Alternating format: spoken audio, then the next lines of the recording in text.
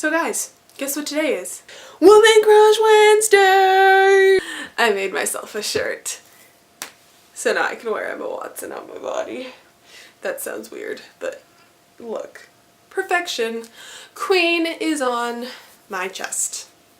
Okay, I need to stop talking. Hey guys, it's Julia. So today I am going to be showing you guys my Booktubeathon 2015 TBR. If you do not know what the Booktubeathon is, it is a readathon hosted by booktuber hosts, and it is a week long, and there are reading challenges and video challenges, and I did it last year. It was amazing, and I'm so excited for this year because this year I don't have anything scheduled for the week of Booktubeathon. Last year, I had dance all through the week, so I was gone from like 10 in the morning till 5 at night, and then I had to work around that like time barrier. But this time, I'm home and I can read as much as I want. It is going to be amazing. I am so excited. The first challenge is to read a book with blue on the cover, and for this one, I chose Throne of Glass by Sarah J. Maas. This book, I tell you, comes up every time I go on Booktube. It is everywhere, and I decided, let's just read it. Let's just do this. Let's get it over with. We need to read this book. We need to understand what this book is about. So, see the blue? You see her hair? It's all blue. You see the writing? It's blue. You see that? It's blue. Blue on the cover. I'm hyped. I am excited. The second challenge is to read a book by an author who shares the same first letter as your last name. So the first letter of their last name is the same letter as the first letter of your last name. So for this one, I chose Frostbite by Rochelle Mead, which is the second book in the Vampire Academy series, which, if you do not know, I have started reading and I am loving. And I am very excited to read the sequel because I love the first book. Obviously, I'm not going to talk about the sequel as it is a sequel and I do not want to give out spoilers, but basically, you should read the first one. It's amazing and funny and quirky and vampire-y, and just do it. You won't regret it, I promise you. Also, for the Booktubeathon, you are allowed to double up on challenges. And as you may have noticed, for both of my first books, these two books count for 2 challenges. They both have blue on the covers, and both of the last names of these authors start with M. My last name starts with M. Their last names start with M. So basically, I have both of these books and I am planning to read both of them, but if I end up only reading one of them, I will still have completed 2 of the reading challenges instead of just 1. So that is very helpful and very fortunate because I'd been planning to read these books anyways, and then I noticed that they both corresponded with the same 2 reading challenges. So that was a very nice surprise for me. The third challenge is to read somebody else's favorite book. And for that one, I'm going to be reading Animal Farm by George Orwell. Now, I know in Ariel Bassett's video, she says Animal Farm is her favorite book, and I'm sure everyone's gonna be like, that's why, Julie, you're so unoriginal. You're just taking her favorite book and reading it. Yes, it's her favorite book, but at one point, I remember my friend Piper telling me that this was one of her favorite books. And I really want to read it because it's a classic, for one thing. It sounds really interesting. It's about a bunch of animals and political stuff, which is just abnormally weird, and I'm excited to read more into that. And also, as you may have noticed, it's very small, and small books are your best friend during the Booktubeathon because you just speed through those like crazy and you just want them out of the way. The fourth challenge is to read the book that you last acquired, and I bought this book today, Every Last Word by Tamara Ireland Stone. Look, Emma, I got it. I'm not crazy anymore. I went back to the store and bought it. This book has been getting so much hype on Booktube lately. It has just been getting crazy, amazing reviews. People are loving it, and I just decided I needed to pick it up because it sounds really interesting. This is about a girl who has purely obsessional OCD, and she is hanging out with all the popular kids. She's a popular kid herself. No one knows about her OCD except for like her parents and her therapist, who thinks she won't be popular afterwards. But then she meets this girl who introduces her to this poetry club, and things happen. I don't know what yet because I haven't read it, but it sounds amazing, and I haven't bought myself a hardcover book in such a long time, so this is like a big thing for me, going out and buying a hardcover book. Like, steps forward.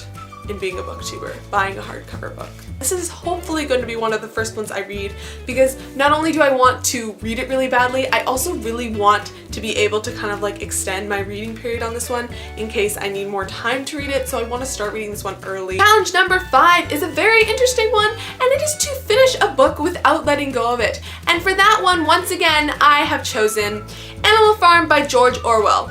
Obviously, this book is tiny. It is 96 pages. I can read 96 pages in one go. Challenge number 6 is to read a book that you really want to read. And for this one, I am so excited about this. I am going to be reading Miss Peregrine's Home for Peculiar Children by Ransom Riggs. I don't know why all of a sudden I got so excited about this book, but in the past like couple of weeks, every time I see it on my shelf, I just want to pick it up and read it so badly. It looks mysterious and creepy and amazing, and I want to know about all these photographs inside it and about the creepy abandoned orphanage and all of that jazz. Like, why wouldn't you want to know about this? This looks cool and amazing, and I just want to read it right now, but I have to wait till August 3rd. I have to just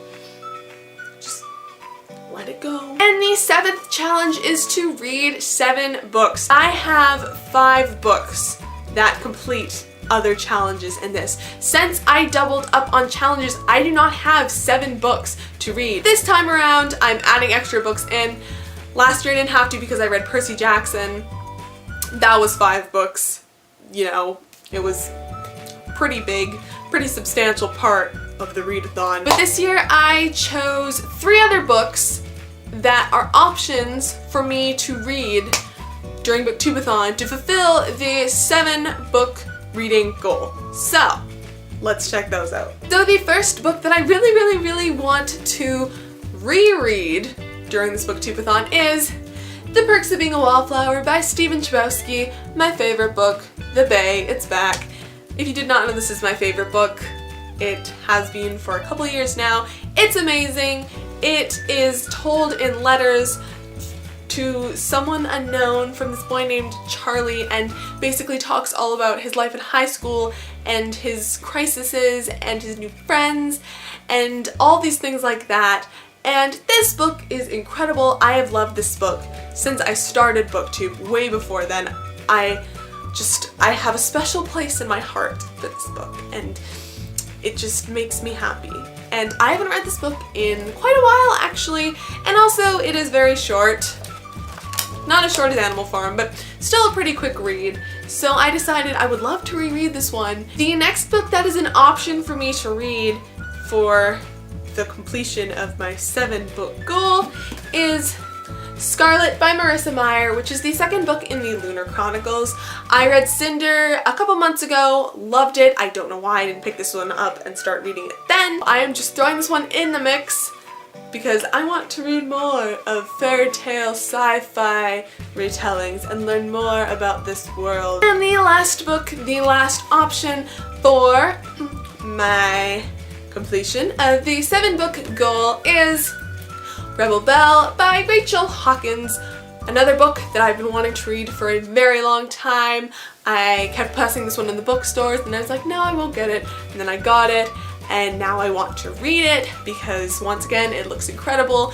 It looks like it's about this girl who's kind of like a Southern Belle. She gets powers. She has to be a guardian towards this other dude who she doesn't really know if she likes, and I just heard amazing things about this one as well, so obviously I was compelled to put it in this TBR. So that was my Booktubeathon 2015 TBR. If you want to see any of my Booktubeathon videos from last year, I warn you, they're pretty sketchy. It was with my old camera. I was just kind of getting into booktubing. I will leave them down below if you want to check them out.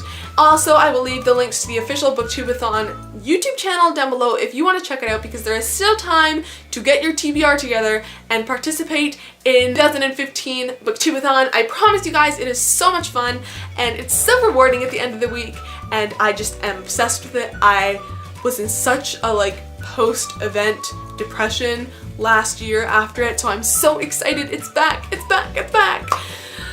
And yeah, so I love you guys. I hope you guys enjoyed. Let me know down below if you're planning to participate in the Booktubeathon. I would love to know what you guys are reading. I will see you guys again very soon. I love you, and yeah, bye.